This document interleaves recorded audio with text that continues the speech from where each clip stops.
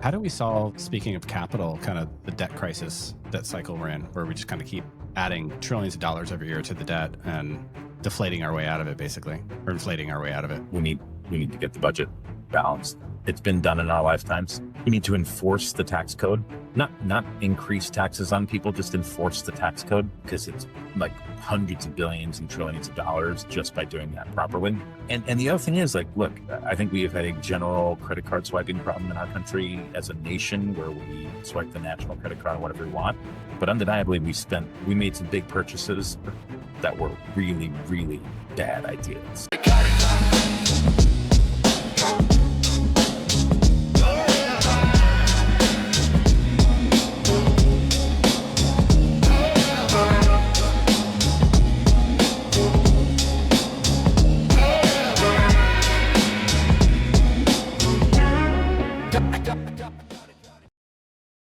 Hey, everyone. Welcome back to the Ignite podcast. Today, we're thrilled to have Oliver Libby on the mic. He's a civic entrepreneur, venture capitalist, and author of Strong Floor, No Ceiling, his new book, Building a new foundation for the American dream. And he has the important distinction of being only the second time guest on the podcast. So thanks for coming back, Oliver. Well, thanks for having me, Brian. I'm honored to be your second repeat guest and happy to be here. Yeah. And so for anybody interested, you can go back and listen to episode 172 and find out a lot about Oliver and who he is. But maybe for new listeners, new audience members out there, you can just kind of tell us who you are and how you got to do what you're doing and what you do and why you wrote the book and what the book is. Totally, yeah. And episode 172 was banger, folks. So go back to it. I'm really glad to be back.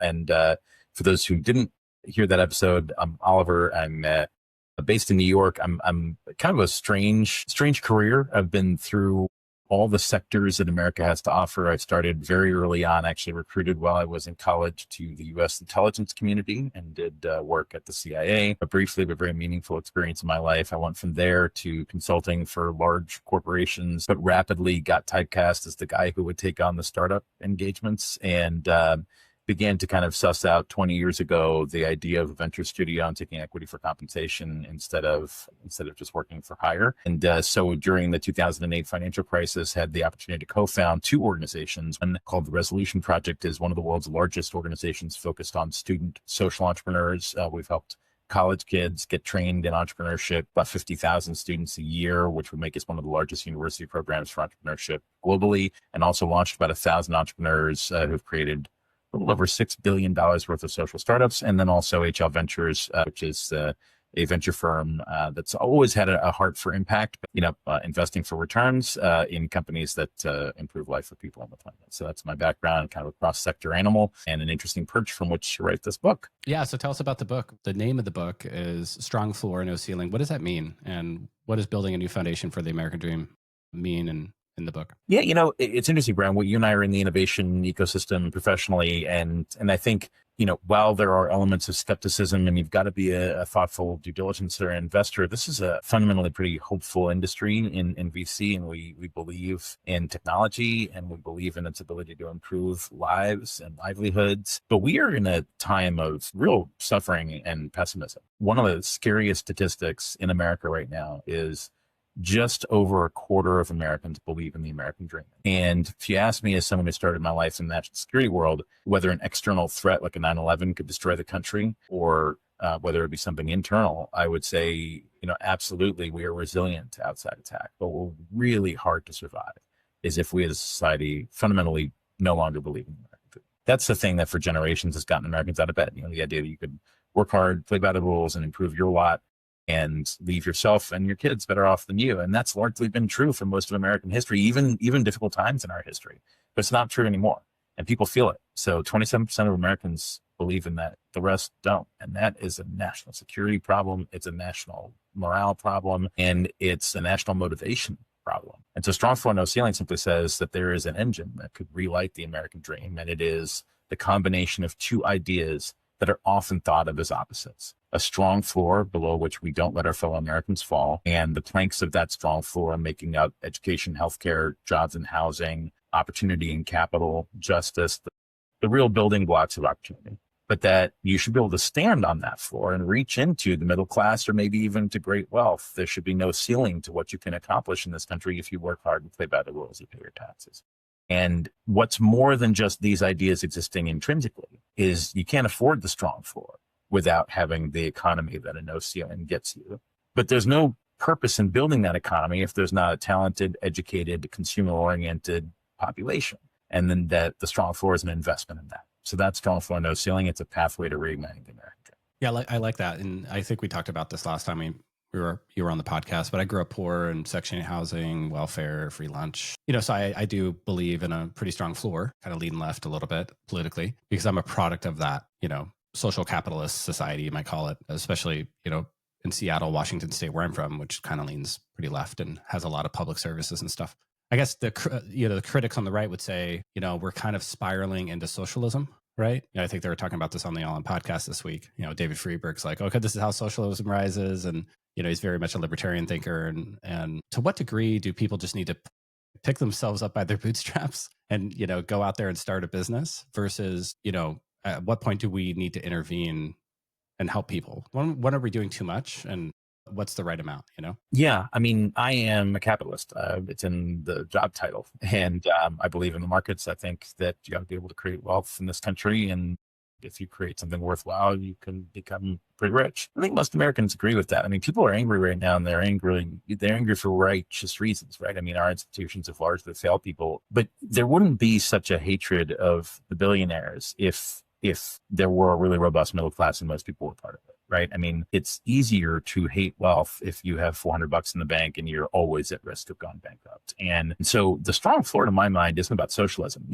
I like to say America has enough to make sure everybody has enough. That doesn't mean that everyone has the same, right? And socialism bespeaks, we all have the same, and we've redistributed everything to even. And I don't believe in that. But I think, like I said before, that it's an investment in a robust capitalist economy to make sure that everyone has that little bit of help. You run an asset management firm and you invest in startups, and you have the background that you just shared with your listeners. I'm sure it's not news to them.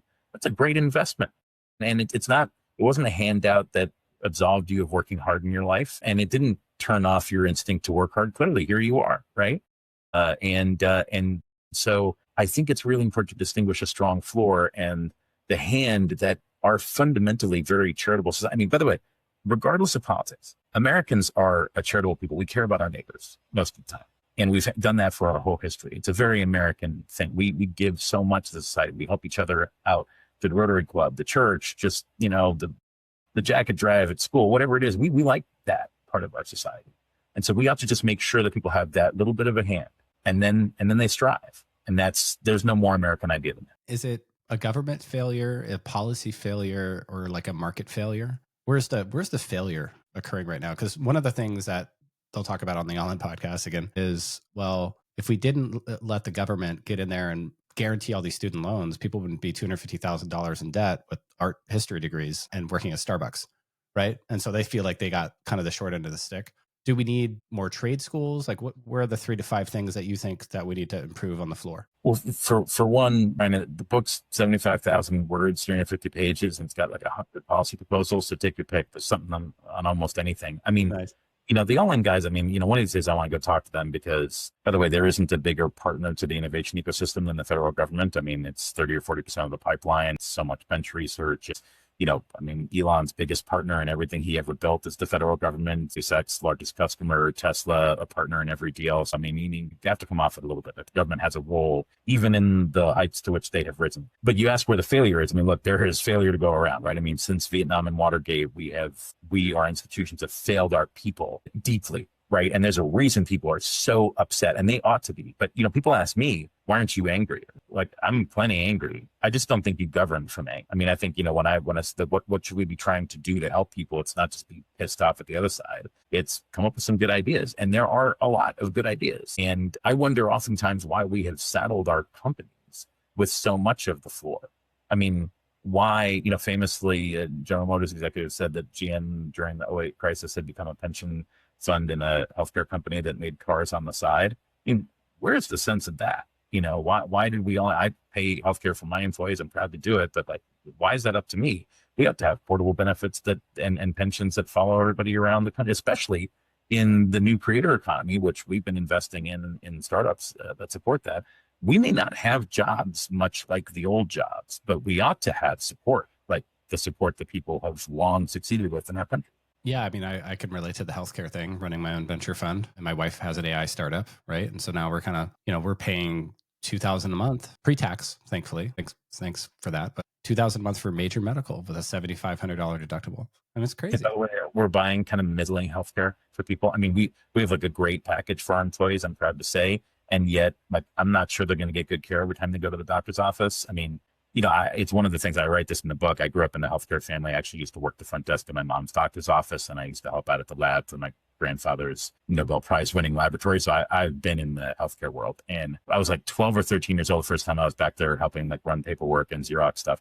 And I remember asking my mom, like, an ultrasound around here is $300. Why do we never get paid $300? Sometimes we get more, sometimes we get less. Sometimes if someone doesn't have insurance, we just ask them for like $50 a like, what is happening?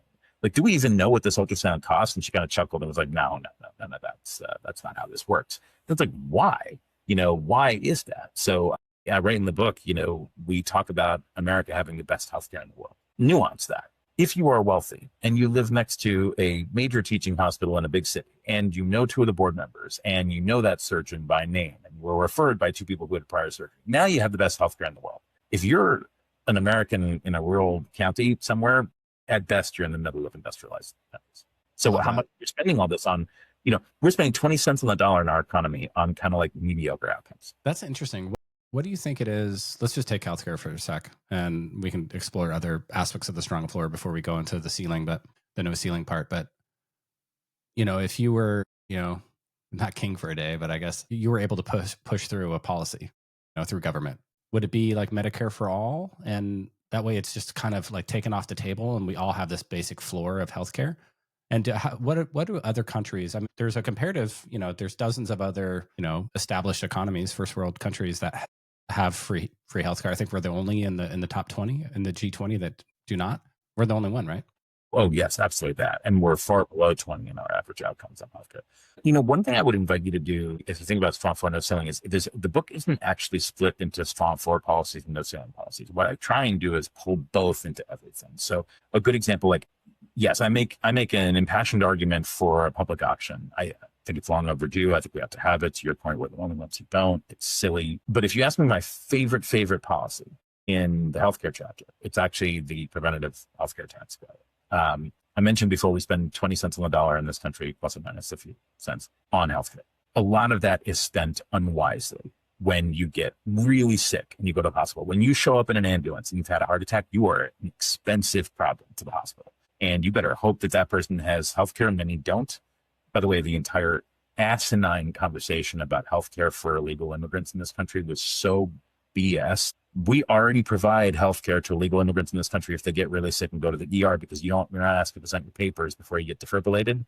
And that's a good thing in our country. We ought not like try to ascertain your citizenship before you get revived. But so we're already doing this. But so nationwide, we spend an enormous amount of money when you get really good and sick. And look, this is an area of commonality between me and the Make America Healthy Again folks. I really hate their vaccine position, but I actually think that, it shares DNA with Michelle Obama's efforts and all that, which is we ought to try and be healthier. So there ought to be a tax credit or some benefit that the federal government gives you to go get checked out every year and take your medications, whatever, And we can discuss the tactics of that. I'm not here to prescribe the precise policy, but think about the implication if just way more Americans stayed on top of their healthcare and just took basic good care of themselves, how much that would cut out of the cost of healthcare. And doing it by setting an incentive is actually a pretty conservative approach to what would be a really, really helpful outcome. So it's strong floor, right, in its outcome, but it's no ceiling in its approach. And that's like every policy in the book.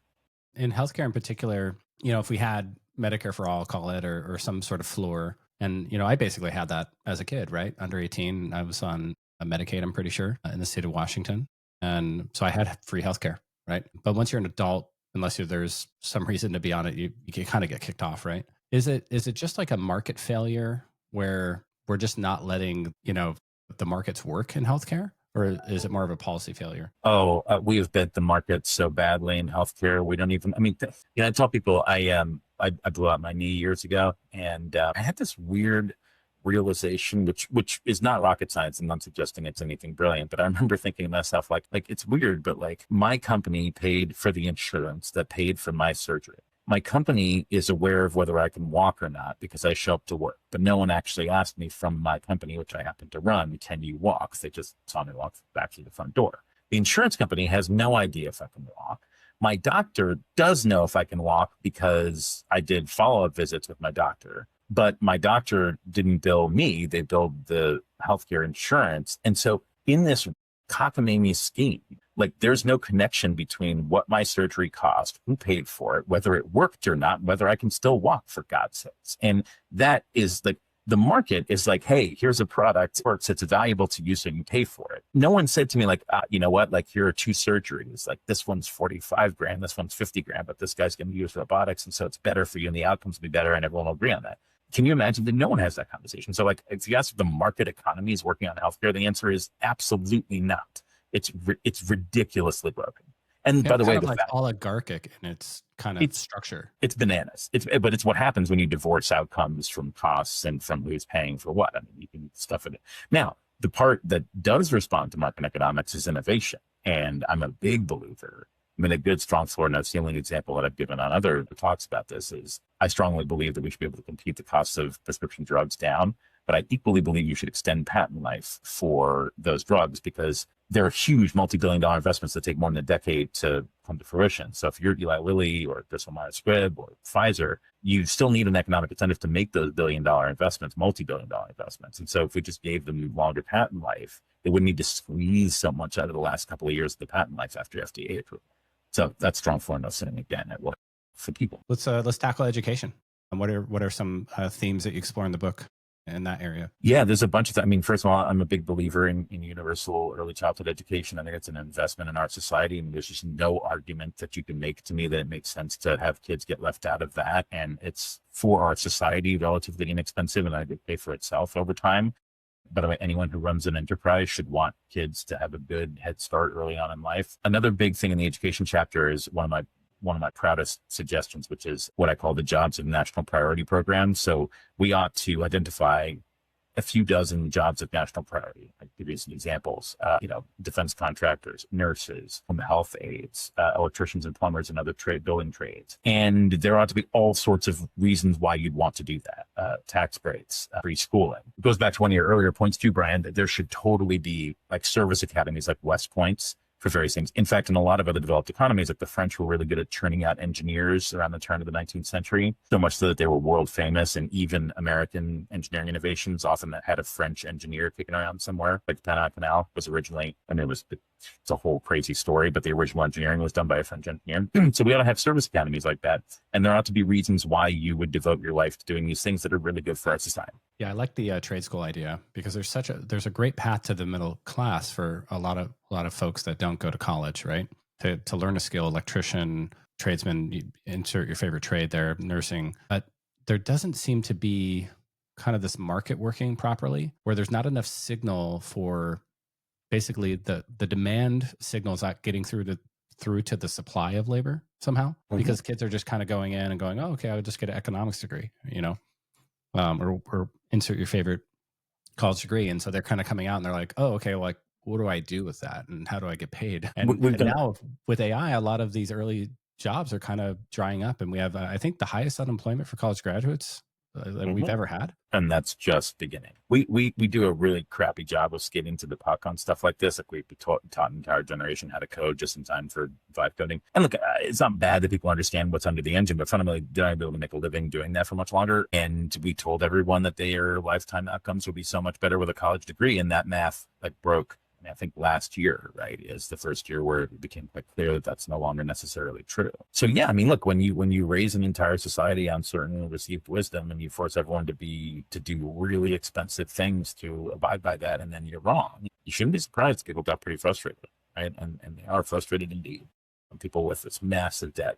And to your point, I don't understand why we don't give a bigger signal. I mean, it is unequivocally true. I mean, hospitals across the country are taking $1 write-offs on, having to hire traveling nurses, which are 2 or 3 times more expensive, and burning through their personnel. And we don't think nursing. I mean, by the way, do you know that the administration last week took nursing off of their priority jobs OSHA categorization? That's cracked. What? Why? Yeah. Yeah, someone told me this because they read the book and they said, "Oh, that job's a national priority thing." They don't agree with you. Nurses are no longer one of these priority jobs. I was like, that's unless the nursing crisis is over that I don't know about. That's crazy, right? And the same thing, like we have so much of it. We have so many things. I mean, if you want to put a building up in New York, your biggest barrier is not NIMBY red tape, although that's pretty bad. It's plumbers and electricians. I mean, that's nonsense. And to your point, plumbers and electricians make good money, and that is work with your hands, and it's working with spending your day with people. Those should be good and honored jobs. Right. Well, that kind of segues into the next pillar area, which is infrastructure. You have a whole chapter on that as well. Yeah. Look, I'm a big believer in sound mind and a sound body, and the same thing applies to a country. We all know what it feels like. And Donald Trump, held forth on the American catastrophe in LaGuardia Airport. Now, LaGuardia is way nicer now, and people are happier going through it. But I mean, yeah, you need good bones in the country, and good bones are expensive to build, which means an investment in communities. They need a lot of people working on them, which is jobs, and that is something that has held true since the New Deal and all the way forward to want to debt. By the way, the Biden administration had a successful bipartisan infrastructure act, which they got no credit for because it takes time to build. And the CHIPS Act is going to be another one that in a 10-year period, the chip fabs are ultra expensive and complicated builds. But to have that here at home in America is really good. So yeah, infrastructure is critical.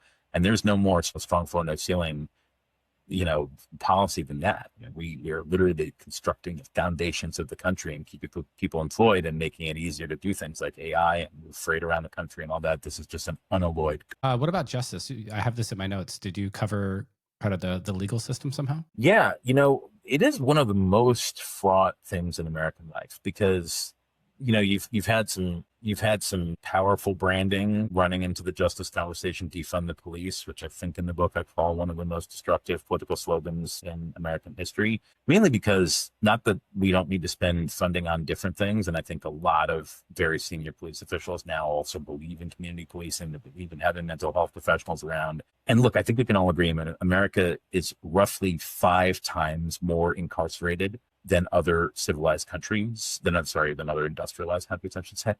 And look, if that's right, then our people are 5 times worse than people in industrialized societies around the world. I don't believe that. So there is something about how much we lock people up in this country that is fundamentally wrong. But you have to balance that with the fact that one of the, if not the most important handshakes we have with government, why we allow ourselves to be ruled in a government, is safety. And I remember when defund the police came out, and then you talk to, for example, older Black women in communities, and like, I don't want to get rid of the cops. That's nonsense. Like, that's a terrible idea. And I live in New York, where there's no real sense that we were unsafe walking around the streets or being in the subways. That is no way to run a society. So we somehow have to, and there are policies in the justice chapter, like, how do we make sure we stay safe? We do it smarter, and yet we de-incarcerate our population, many of whom are unnecessarily incarcerated for unnecessary amounts of time, even though we can also nonviolent offenses. Yeah. But we can hold in our heads also the fact that there are people who ought to be behind bars for a good long time. And both those things can be possible. What about capital? I have in my notes, capital is a strong floor. What do you mean by that? Yeah, I mean, the availability of capital is crucial. And we ought to think about how we can use the tools of financial structuring, for example, to achieve some ends that we're looking for as a society. A good example being, I make a proposal, because there's so much now private equity ownership of homes, single-family homes and multifamily. I make a proposal that we forgive capital gains taxes on the developers of single-family homes if they sell to a first-time homeowner. What a cool way to get people home ownership in an economically sensible manner. I think that's a cool suggestion. But capital is everything to small businesses, and we ought to be lighting the pathway. There are so many programs, Brian, in this country that people don't even know about. Like, if you're a small business owner, there is actually a lot you can get in terms of loans and financial support and grants and stuff that most people don't know about. And we ought to light the pathway to that stuff. Those are great investments. 25 million small business owners in America are the true backbone of the economy. NVIDIA is cool, but 25 million small businesses, that's American business right there. Yeah. What do you think of the idea to give every child born a Roth IRA at the start? I think they're starting to run this pilot or program now, where you kind of see like 4 or 5 grand. Yeah. Yeah. This is the Trump account conversation too. Yeah. I think by the way, it's funny. I've always wondered what would happen if Donald Trump got a copy of Strong Farm No Ceiling and read it, because I just think he would agree with a lot of it, not all of it. Yeah. I think that's a great investment. Give everybody a piece of the equity pie, right? Right at the beginning of their lives. and they can't touch it unless it's an emergency, or maybe they're buying their first home or going to college or something. And like the amount of compounding on a like just a S&P index or like some sort of target date fund for when they're 65 years old could be an enormous multiple, right? You could, even a 10% a year would double every 7 years. So you're talking about 8, 9 doublings. They're in the public markets. How many times have we all heard that the markets are great, but people feel bad about the economy? It's because like half of Americans or more don't participate in it. Yeah. Yeah. So you can do the math on that. 2 to the 8th power times 5,000. It turns into millions of dollars by the time you retire. And so it kind of solves social security in a way, because now everybody has $1 million or $2 million sitting there when they turn 65, and just for being born in the country. And that whole program would cost $15 billion a year. Yeah. That's it. These are exactly the kinds of conversations we ought to be having in this floor no ceiling land, right? And there are no sacred cows. I mean, I think the entitlement programs are really important, but there is no doubt we need to do some big thinking about how to keep them solvent. Retirement age is another question, but whether there's, kind of job type testing, because there's certain jobs where you shouldn't be doing beyond a certain time and others that you can do until your 90s. So, but all these things ought to be on the table. I mean, we've got to run this country for the next 100 years and the next 100 after that. That's going to take some creative thinking. We're able to do that in so many places in our society and not in others. How do we solve, speaking of capital, kind of the debt crisis that cycle we're in, where we just kind of keep adding trillions of dollars every year to the debt and deflating our way out of it, basically, or inflating our way out of it? We need to get the budget balanced. It's been done in our lifetimes. Bill Clinton did it. We need to enforce the tax code, not increase taxes on people, just enforce the tax code, because it's like hundreds of billions and trillions of dollars just by doing that properly. I mean, unlike the current crew that's defunding the IRS. And the other thing is, like, look, I think we have had a general credit card swiping problem in our country as a nation, where we swipe the national credit card on whatever we want. But undeniably, we made some big purchases, like in Iraq war, that were really, really bad ideas. And I don't denigrate in any way the service of the many Americans who went suffered, served, who lost their lives or their limbs in that war. But that was not a good expenditure of American will, American veterans. Oh yeah, we spent trillions over there, and Iraq and Afghanistan as well, for no discernible benefit at the end of the day. And I really do not think our society netted anything out of that in a serious way. And at least in Afghanistan, we went after the people who hurt us. Much deeper debate, right? Yeah. So to my mind, by the way, it's interesting. Again, in the realm of, like, not throwing the baby out with the bathwater. Like, I share a concern with some of the most doji folks that went into the Trump administration about the deficit. It's just how we fix it. We differ. You have to fundamentally misunderstand the federal budget to think that firing National Weather Service workers is going to help one iota in fixing deficit. Right. Yeah, that's a whole topic. Just for your listeners, because I think it's fascinating. And I remember when someone took me through this 20 years ago, and I was like, holy crap, that's crazy. The federal government's like something like another 20 or so cents on the dollar of the entire GDP, right? So, we spend a lot of money as the federal government. But if you look at how it's done, almost none of it is discretionary spending of the type that the Doge guys were after.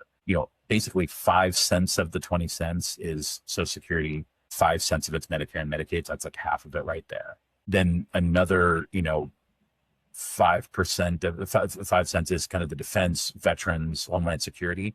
So now that's 75% of the federal budget is Medicare, Medicaid, Social Security, and defense, broadly speaking. And then you've got debt service, which during higher interest times can reach up to like 2 or 3 cents of that money, which packs the whole rest of the government into like a couple cents of the entire GDP.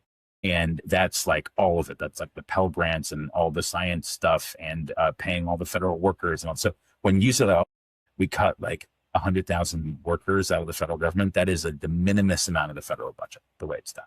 And it's important people understand that, because it's easy to be snowed under by, reductions in force at the federal level that do actually nothing to help us and hurt a bunch of services that are important to connect to. Right.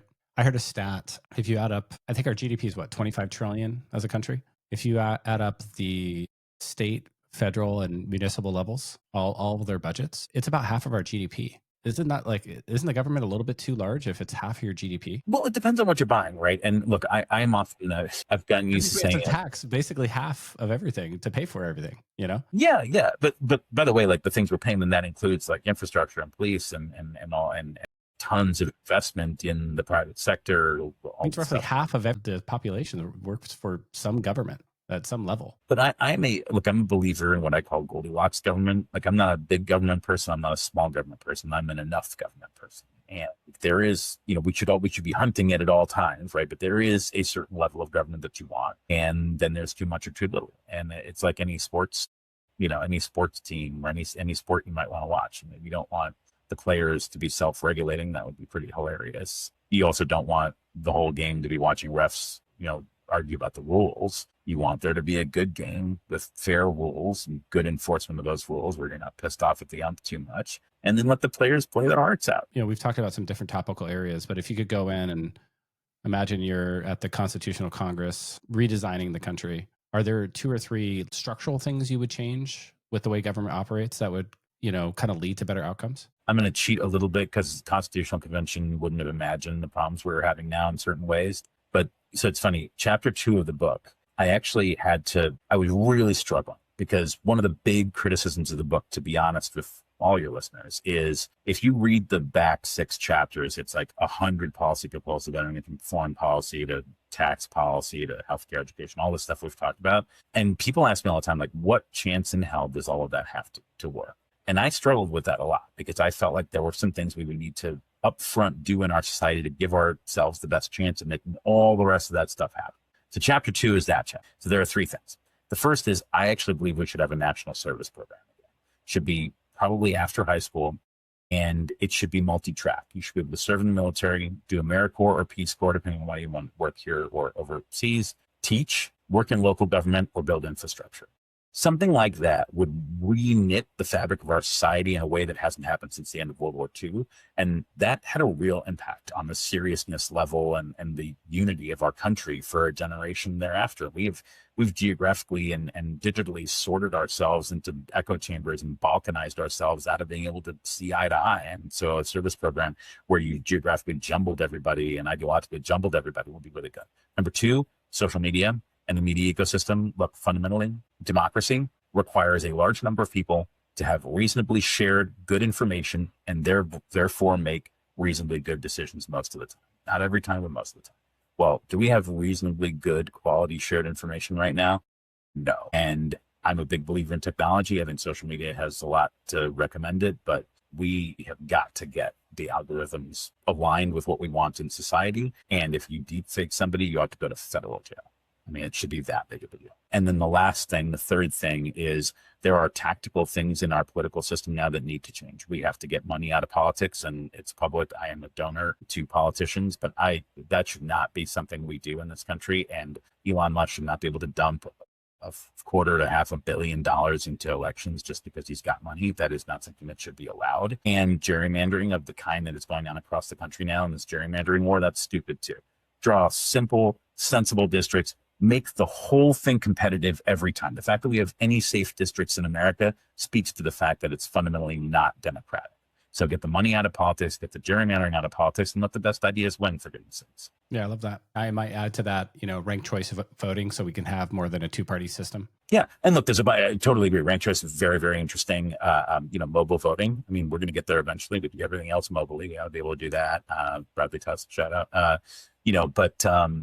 Yeah, I mean, these little tactical things would make a big, big difference. And if we can get those things, if we're kind of reknitting the fabric of our society, if we're sharing a reality, at least somewhat, and we get some of these noxious things out of politics, then we have a real chance to get things back in hand. Yeah, I love that. Well, let's talk about the no ceiling part. So you mentioned open ambition, innovation, entrepreneurship, growth, and probably some things I'm missing. But we can take them one at a time, or you can take the whole category and tell the story to the audience about that. Yeah, I mean, look, it's already threaded through everything we've talked about here. And there's so much of no ceiling that is parts of, like in the healthcare bit, we talked about the innovation ecosystem in healthcare and biotech and extending the patent life. But look, I believe that the American people want to work hard, play by the rules, and get theirs. We have a weird love-hate relationship with wealth in this country, but at the end of the day, people want to believe they can get rich or at least take care of their families.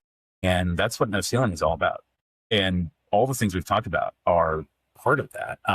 We ought to have moonshots in this country. Let me give you an example, actually. There's all this back and forth about tariffs. And generally speaking, I'm a big believer in just talking straight with the American people. Like, tariffs are taxes. So we just had a huge tax increase. That's called tariffs. But are all tariffs bad?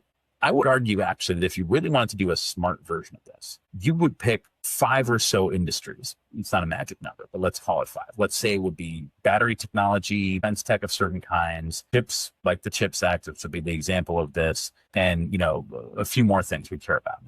And we were to say on those things over a 10-year period, the tariffs are going to go to 1,000%. I mean, like impossible to buy those things from overseas, but it's going to be predictable. It's going to go up stepwise every year. There's not going to be any, back and forth chaos and all that's super predictable. You've got 10 years to get off of foreign sources of these things.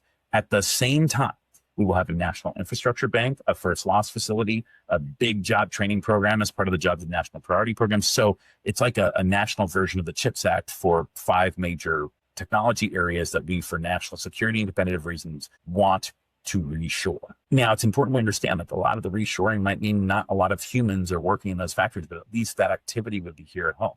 And that's a good potential use of tariffs, would be the no ceiling part of the policies here. But fundamentally, throughout all these areas, Brian, we want people to start businesses, to innovate. We want them to see financial rewards for that. We want them to use their education and their training and their good health to buy things in workplaces. That's the no ceiling. And you ought to be able to make a great living at that and have a good life. Yeah, I love that. So how do you avoid the trap of creating a floor, but potentially capping the upside? So it's interesting. A lot of people say, oh, no ceiling, there should be a ceiling. And I'm just fond of saying that no ceiling doesn't mean no rules. Like, what is the theoretical maximum for someone's earnings? I mean, arguably, aside from his politics and some of the craziness, like if Elon creates SpaceX, which helps us spread humanity into the stars, and Tesla, which may help us get off the oil drip and help save the planet, I think, is there a reason he shouldn't be absurdly wealthy as long as he pays his taxes and right. maybe stops trying to buy elections? I have no problem with Elon being a trillionaire if he creates 100 trillion of value in society, right? But then the strong force. So these things are really knit, right? Like in my conception, you wouldn't have one without the other because you can't afford the strong form. You just run out of money at some point, right? We need to, and look, this is a really important thing. I'm really glad you raised it. Like, to believe in strong flow, no ceiling, you have to believe in the capacity to increase the pie. If this is a zero-sum game and there's only so much pie, then I understand why it's Donald Trump versus the Democratic Socialists, right? Because then we're like fighting over these scraps of what remains. The idea of capping success is only sensible if there's a limited amount of benefit.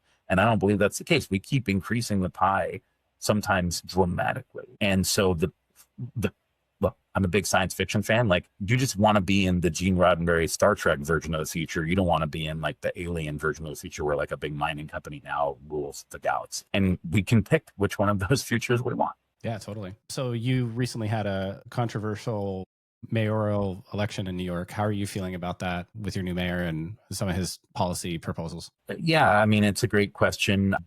I think it's a little bit of an N of one race insofar as that I'm not sure that there was the quality opposition to Mayor-elect Mondani. And I am a New Yorker who wants New York to be successful. So just like I wished Donald Trump well when he was originally elected in January, or inaugurated in January 2017, I wish Mayor-elect Mondani well because I want my city to be successful. Do I think that the city is most successful if we give a bunch of stuff away for free and that's it?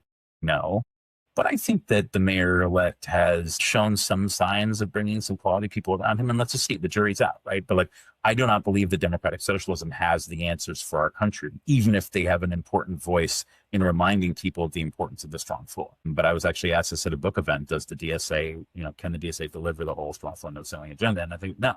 Right? Because you need the no ceiling. You need the ability to strive and to work hard to create wealth and all that. So yeah, what do I think? I mean, look, I wish him well. I hope the city benefits. I hope he's half as good a leader as he was a candidate, because he was a hell of a candidate. And let's hope he surrounds himself with experienced people. Because the other thing is, by the way, he's young and it's hard to run New York. So you got to have the right people around you.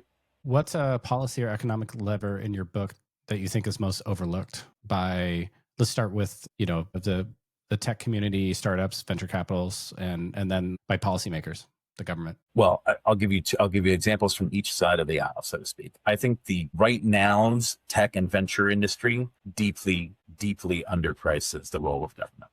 Like, and we talked about this when we brought up All In, but the government is the perennial and storied partner of innovation in this country. You don't get Manhattan Project, you don't get the Apollo program, you don't have Silicon Valley, none of it. So like, we got to stop the current war between government and innovation that's silly. It's funny, GLP-1s, you know, if there hadn't been some obscure federally funded research into Gila monster saliva lizard that like no venture capitalist would ever have backed, some postdoc and they're like, I want to investigate why this lizard doesn't eat very frequently. And they'd be like, that's great. Let me give you a seed round. Hell no, right? No way. But now we have GLP-1s, which pretty sure are going to be a big economic driver and a big health driver Millions of too. lives.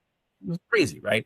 Now, on the other side, a big debate I have with a lot of folks on the left is defense spending. I am pretty hawkish about defense spending. I think defense spending is actually a massive investment in America in a whole bunch of different ways. First of all, actually, a lot of the dollars in the defense budget are spent here in America.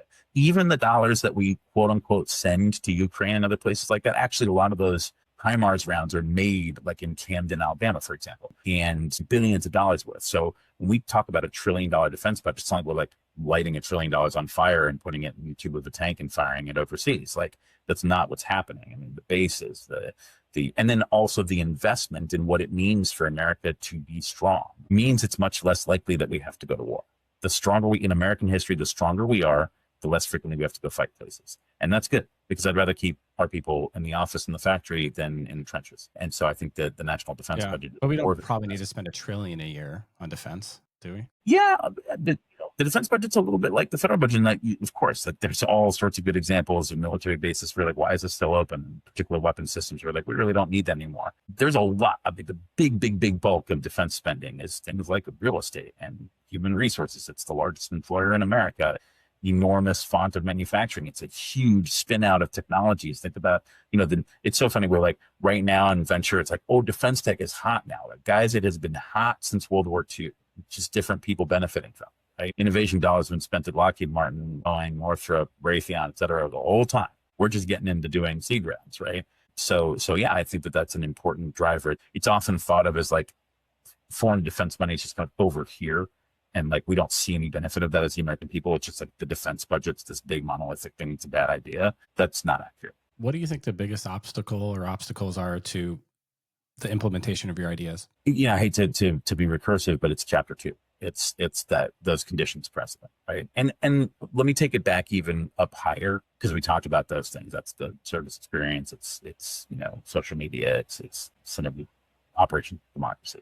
But up a level higher, the biggest obstacle to undertaking the strong floor, no ceiling policies would be if we have lost faith in our country. I talk a lot in the beginning of the book, Brian, about we as a country have often been about a plan. It was called the New Deal or the Great Society or being the arsenal of democracy. These are terms that are very resonant in American history. And for big, long, decades-long periods in American life, we knew what we were trying to do. And you could backtest areas of policy against that. So like if you were wondering whether we should invest in STEM education in the 60s, like Sputnik is circling the United States, and we know that like we gotta compete with the Soviets. And so yeah, we better train kids to count. And a friend of mine who's Chinese reminded me one time, very scary, that she's told me, just remember, the top 20% of Chinese students are gifted and talented population. That's all your students. Well, we better step up, right? And so I think we need to be about a plan. We need to have something we're kicking our feet over the side of our beds every morning and getting up to do. And a big obstacle to getting any of this done is if we've lost faith in our ability to do that. I have not. I believe we can, but we have to call ourselves to something great. And we're not doing that right now. We haven't done it in a long time. So it kind of begs the question, I know why you wrote the book now, but why now? What do you think happened to us? Where did we lose our way? Because we kind of grew up, right?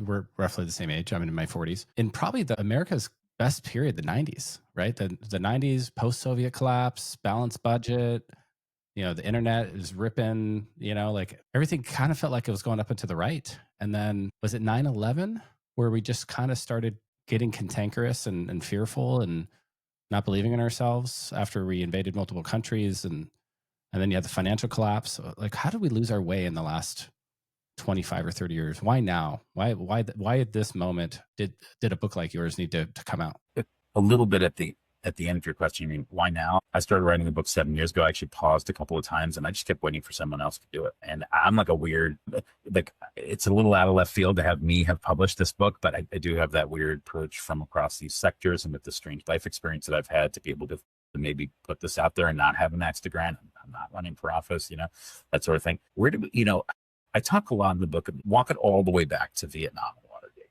There's this like twin hammer blows that befall the nation in the early 70s, where we lose faith in America and who we are overseas because of Vietnam, and who we are at home because of Watergate, which implicates the president. It's hard to overestimate the resonant impacts on a whole generation who then become our parents on like, oh, suddenly you don't trust any of that stuff. You don't believe in each other, and you don't have this great shared purpose because like we screwed it up. And then you layer on top of that, and there's a great book called The Merchants of Doubt that you need to be familiar with, written by Naomi Oreskes. And it's this idea that like then a succession of industries kind of played on the idea of doubt, whether it was cigarettes or flame retardants or Teflon, where it was like, oh, emphasize the debate. We don't know that cigarettes are killing you. They might be killing, but we don't know. Science is not. When we start to chip away at authority and learning and people who have expertise, and then you get into the 90s and we've lost our adversary. And you're right. I mean, you have Francis Fukuyama write The End of History, and I remember as a college student being like, well, that doesn't seem right. Like, it seems weird to declare that it's over, that we fixed it all.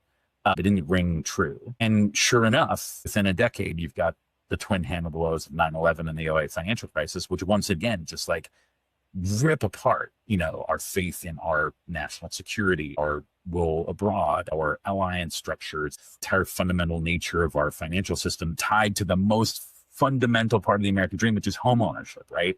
And our banks lied to us. And so, yeah, by the way, like, again, I talked about people asking why am I not more angry? I'm pissed, and the American people are pissed. I just don't think it's productive to be only pissed, right? So like, I'm pissed, and then what? But like, we ought to be angry because all of this is cumulative. It's not just one thing, but we've lost our way. And there's an amazing annual study that Edelman, the PR firm, puts out called the Trust Barometer. And if you look, like, every sector of American life is at like all-time lows in trust. The government, the media, brands, corporations. Actually, the military has got a reasonably high trust factor these days. But like, so it's hard. But I fundamentally, people ask me the question like, was it over then? What makes you think any of this can happen? And my view is, if you'll allow me to continue a very long answer, it must have been weird to have faith in the Great Society programs that LBJ put out. Think about the 60s. JFK, Bobby Kennedy, MLK getting shot down, gunned down. You've got horrible riots, Chicago, many other places, 100 cities when MLK is killed.